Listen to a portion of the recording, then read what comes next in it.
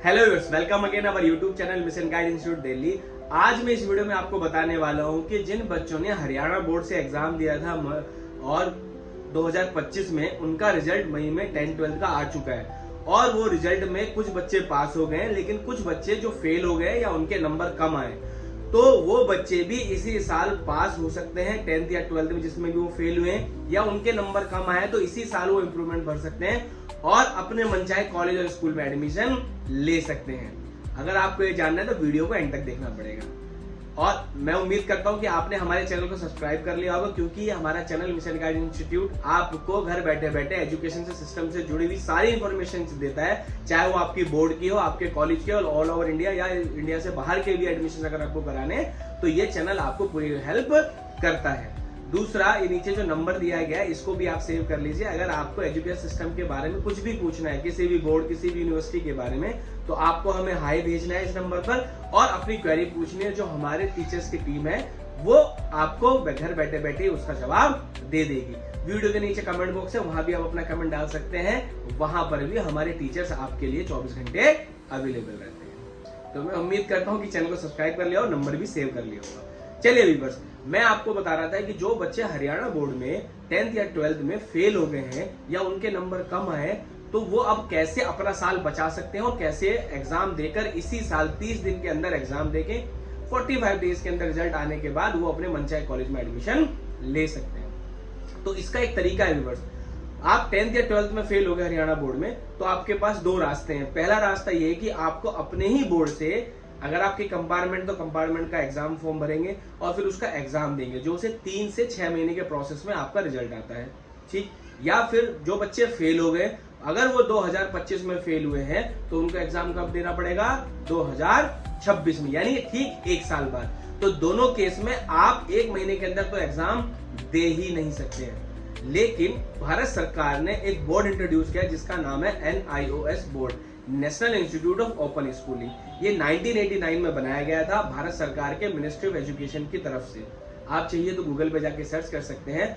100% ये valid board है। उसके बाद ये बोर्ड उन बच्चों के लिए बनाया गया था तो जो बच्चे एवरेज होते हैं, जो बच्चे पढ़ नहीं पाते हैं, जो बच्चे जॉब करते हैं, हाउस वाइफ हैं, जो कम पढ़ाई करके 10-12 करना चाहती है, तो ऐसे बच्चों के लिए भारत सरकार ने ओपन स्कूलिंग का सिस्टम किया था। इसमें एडमिशन करने के बाद आप 30 दिन के अंदर एग्जाम दे सकते हो। ये मैं आपको प्रोसेस समझाता हूँ। तो NIOS बोर्ड क्या कहता है कि अगर आप किसी भी बोर्ड में, हरियाणा बोर्ड में हो, CBSE बोर्ड में हो या MP बोर्ड, या मैंने सब बोर्ड की वीडियोस बना रखी है, उसमें आप देख लीजिएगा, हर बोर्ड को आप NIOS बोर्ड में कन्वर्ट कर सकते हैं। और NIOS बोर्ड का जो सर्टिफिकेट होगा वो आप कहीं भी जाकर ऑल ओवर इंडिया या इंडिया के बाहर कहीं भी वो वैलिड सर्टिफिकेट है, उसके लिए आप घबराने की जरूरत आपको नहीं है। मिशन गाइड इंस्टीट्यूट आपको सही इंफॉर्मेशन दे। तो इसका तरीका क्या है? इसका तरीका ये है कि अगर आप हरियाणा में, बात करें, किसी भी बोर्ड में पास होने के लिए 5 सब्जेक्ट की जरूरत होती है। अगर आप हरियाणा बोर्ड में 5 सब्जेक्ट होने से 3 सब्जेक्ट में पास हो गए और 2 सब्जेक्ट में आप फेल हो गए, तो आपको फेल माना जाएगा। या आप 1 सब्जेक्ट में फेल हो गए तो कंपार्टमेंट हो जाती है। तो इन दोनों केस में आपको एग्जाम देना पड़ेगा, यानी 5 सब्जेक्ट में पास होना जरूरी है। तो NIOS बोर्ड क्या बोलता है कि आप हरियाणा बोर्ड में 2 सब्जेक्ट में पास थे और 3 में फेल थे, तो इन 2 सब्जेक्ट को आप NIOS बोर्ड में मर्ज कर सकते हैं। मतलब आपके 2 सब्जेक्ट में पास थे, आपको उसका एग्जाम नहीं देना पड़ेगा। जो बाकी 3 एग्जाम बचे, जो बाकी 3 सब्जेक्ट बचे, तो उन 3 सब्जेक्ट का आपको NIOS बोर्ड में एग्जाम दे सकते हैं। अब बच्चे बोलेंगे सर फायदा क्या है? पहला फायदा कि आप 1 महीने के अंदर NIOS बोर्ड का फॉर्म भरकर 1 महीने के अंदर इन 3 सब्जेक्ट का एग्जाम दे सकते हैं। दूसरा फायदा, ये एग्जाम जो आप वहां देंगे as comparison to Haryana board, NIOS board में इजी होता है। एक एवरेज स्टूडेंट भी आराम से 70-80% नंबर ला सकता है। तीसरा फायदा, ये जो 3 एग्जाम देंगे आपके अपने ही डिस्ट्रिक्ट में होंगे, उसके अंदर कुछ सीट अवेलेबल होती है, तो वो उस डिस्ट्रिक्ट के अंदर ही आपके एग्जाम होंगे, आपको कहीं हरियाणा छोड़ के बाहर नहीं जाना है। चौथा फायदा, इन 3 सब्जेक्ट में आपको लगता है कि मेरे पास सब्जेक्ट टफ था, मेरे पास फिजिक्स था या मैथ्स था या केमिस्ट्री था, मुझे नहीं देना है, मुझे अब हल्के सब्जेक्ट लेने जिससे कि मैं अपनी 12th कर लूं, तो आप अपने सब्जेक्ट भी चेंज कर सकते हैं।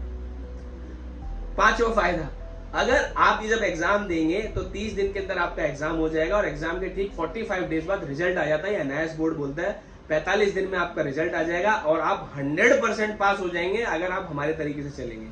आप पास हो गए पास होने के बाद आप जाके, अगर आप 10th में फेल थे, 10th पास हो तो 11th में जाके एडमिशन ले लेंगे, और अगर आप 12th में थे तो अपने मनचाहे कॉलेज यूनिवर्सिटी में एडमिशन इसी साल अभी ले लेंगे। तो हुआ ना, एनआईएस बोर्ड में एडमिशन कराने का फायदा हुआ कि आप 100% पास हो जाएंगे, और पास होने के बाद कॉलेज में जाके एडमिशन ले लेंगे।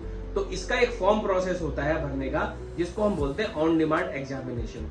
ऑन डिमांड एग्जामिनेशन का मतलब है कि आप अपने डिमांड पर एग्जाम करना चाहते हैं, तो उसमें सीट भी आप चेंज कर सकते हैं, आपको कब एग्जाम देना है वो भी आप सिलेक्ट कर सकते हैं, और कब आपका रिजल्ट आएगा ये एनआईएस बोर्ड दे देता है। तो एनआईएस बोर्ड में ऑन डिमांड एग्जामिनेशन का आपको फॉर्म भरना होता है, फॉर्म भरने के बाद आपको एग्जाम देना होता है, और एग्जाम देने के बाद आप पास हो जाते हैं। उसमें जितना भी गाइडेंस लगता है मिशन गाइड इंस्टीट्यूट आपकी हेल्प करता है। मैं आपको फॉर्म प्रोसेस भी बता देता हूँ इस वीडियो के अंदर, और वो फॉर्म प्रोसेस बताने के बाद आप खुद भी फॉर्म भर सकते हैं। लेकिन मैं फिर यही कहूंगा कि फॉर्म भरने के लिए आपको मिशन गाइड इंस्टीट्यूट की हेल्प लगेगी, क्योंकि हम ये काम 2009 से कर रहे हैं, मतलब आज से 15-16 साल पहले से हम लोग ये काम कर रहे हैं। तो हमारा फॉर्म भरने का तरीका बहुत आसान होता है, जिससे कि आपको प्रॉब्लम ना आए। आपको 10th-12th करनी है, ना कि फॉर्म भरकर पीएचडी करनी है। 10th-12th आपका हो जाएगा, बस आपको मिशन गाइड इंस्टीट्यूट की जो टीम है उसके अकॉर्डिंग आपको ये फॉर्म भरना होगा। फॉर्म भरने के बाद उनके अकॉर्डिंग आपको एग्जाम देना होगा, और एग्जाम देने के बाद आप पास हो जाएंगे। चलिए व्यूअर्स, मैं आपको दिखाता हूँ कि कैसे आपको ये फॉर्म भरना है, और क्या इसका फीस स्ट्रक्चर है, और क्या डॉक्यूमेंट्स लगते हैं। बोर्ड की बात करूं, एनआईएस बोर्ड में जो एडमिशन होता है वो 4 तरीके से होता है, जिसको ज़्यादातर स्ट्रीम 1, स्ट्रीम 2 और स्ट्रीम 3, स्ट्रीम 4, और उसमें ब्लॉक 1, ब्लॉक 2। तो हमें ज़्यादा डिटेल में जाना नहीं है, हमें अपना फॉर्म भरना, अपनी 10th-12th करनी है। स्ट्रीम 1 नए बच्चों के लिए होता है, छोटा छोटा बता दो। स्ट्रीम 2 ये जब अक्टूबर में एग्जाम देने होते हैं उन बच्चों के लिए होता है। मेन हम फोकस करेंगे यहाँ पर स्ट्रीम 3 और स्ट्रीम 4 की तरफ, इन दोनों पे ध्यान देना है। स्ट्रीम 3 उन बच्चों के लिए होता है जो 10th क्लास में होते हैं, और स्ट्रीम 4 उन बच्चों के लिए होता है जो 12th क्लास में होते हैं। ठीक है, stream 3 4 10th class, stream 4 12th class. Stream 3 stream 4 में जो फॉर्म भरे जाते हैं ये उन्हीं बच्चों के लिए भरे जाते हैं जिनको एग्जाम कब देना है, 30 डेज के अंदर। कितने दिन के अंदर देना है, 30 डेज के अंदर। इन बच्चों को ऑन डिमांड एग्जामिनेशन के अंदर बिठाया जाता है। ऑन डिमांड मतलब कि उनके डिमांड पर एग्जाम कराए जाते हैं। तो स्ट्रीम 3 में 10th, अगर मैं 10th की बात करूं तो 10th वाले बच्चे स्ट्रीम 3 में एडमिशन लेंगे, और 12th वाले बच्चे ऑन डिमांड का एग्जाम किस में लेंगे, स्ट्रीम 4 में। ठीक है, एक चीज ये क्लियर हुई। उसके बाद इसका एक फ्लो चार्ट होता है, मैं बता देता हूँ एडमिशन कैसे लेते हैं। तो सबसे पहले हमें एडमिशन लेने के लिए क्या करना पड़ेगा, हमें जाना पड़ेगा फर्स्ट प्रोसेस, ये मोबाइल से रजिस्टर करना पड़ेगा, उससे हो जाएगा। उसके बाद बेसिक डिटेल डालनी पड़ेगी अपनी, कि आपकी क्या क्या डिटेल, नाम, एड्रेस, ये वो डॉक्यूमेंट्स वगैरह अपलोड करने पड़ेंगे। फिर आपको सब्जेक्ट सेलेक्ट करने पड़ेंगे, जैसा मैं बता रहा था ना आपको कि आपको कौन कौन से सब्जेक्ट का एग्जाम देना है। थर्ड प्रोसेस उसमें आता है, कौन कौन से सब्जेक्ट आपको ऐड करने हैं, कौन कौन से सब्जेक्ट आपको एग्जाम देना है। फिर आपको एग्जाम सेंटर सेलेक्ट करना है। एग्जाम सेंटर मतलब मैंने बताया था ना, आपको अपने डिस्ट्रिक्ट में एक एग्जाम सेंटर सेलेक्ट करने को मिलेगा। उसका भी मैं प्रैक्टिकल दिखाऊंगा, अभी आप सिर्फ प्रोसेस समझ लीजिए। उसके बाद आपके सामने डेट आएगी, आपको पेमेंट फीस करनी है, और एग्जाम डेट को देखिए, सेलेक्ट डेट ऑफ एग्जाम। आपको अपने स्टेट के अंदर जो एग्जाम डेट होगी वो उसको भी सिलेक्ट करना होता है। सीट्स आपको मिल जाएगी अगर अवेलेबल है। क्या है, अगर अवेलेबल है। तो इसलिए मैं कहता हूं कि आपको जल्दी फॉर्म भरना चाहिए, जिससे कि डेट ना निकल जाए। और अवेलेबल है उसके बाद आप एग्जाम दे देंगे। नहीं अवेलेबल है तो आपको फिर कैलेंडर में से दूसरी डेट ढूंढनी पड़ेगी। वो कैलेंडर मिलता है जब आप फॉर्म भरते हैं। तो इसीलिए इसी स्टेप पे मैं तो ये कहूंगा कि यहीं पर ही फटाफट जितना जल्दी फॉर्म भरेंगे आपको सीट मिल जाएगी अपने डिस्ट्रिक्ट में। नहीं मिलेगी तो आपको वेट करना पड़ेगा, फिर 11th स्टेप में जाना पड़ेगा। तो अगर नहीं मिलेगी तो फिर से वही कैलेंडर में जाना पड़ेगा। ये प्रोसेस लिए घूमता है, इसलिए हम कहते हैं कि आपको जल्दी से एडमिशन ले लेना चाहिए। अब इसका फीस स्ट्रक्चर क्या है वो भी मैं आपको बता देता हूँ। ये स्ट्रीम 3 का हम बात कर रहे थे, स्ट्रीम 3 और स्ट्रीम 4 की बात कर रहे थे। स्ट्रीम 3 किसके लिए था, मैंने आपको बताया था 10th क्लास के स्टूडेंट्स के लिए। तो उसका रजिस्ट्रेशन फीस 480 हो जाता है। जितने सब्जेक्ट एग्जाम दोगे 500 उसका, अगर वो प्रैक्टिकल एग्जाम है तो उसका 200 एक्स्ट्रा चार्ज लगेगा। टीओसी जो सब्जेक्ट का टीओसी करते हैं, मतलब जो 5 सब्जेक्ट आप लेके जाओगे उसका आपको अलग से चार्ज देना पड़ता है। और ये अगर आप सब्जेक्ट को ऐड करते हैं कुछ तो उसका 720।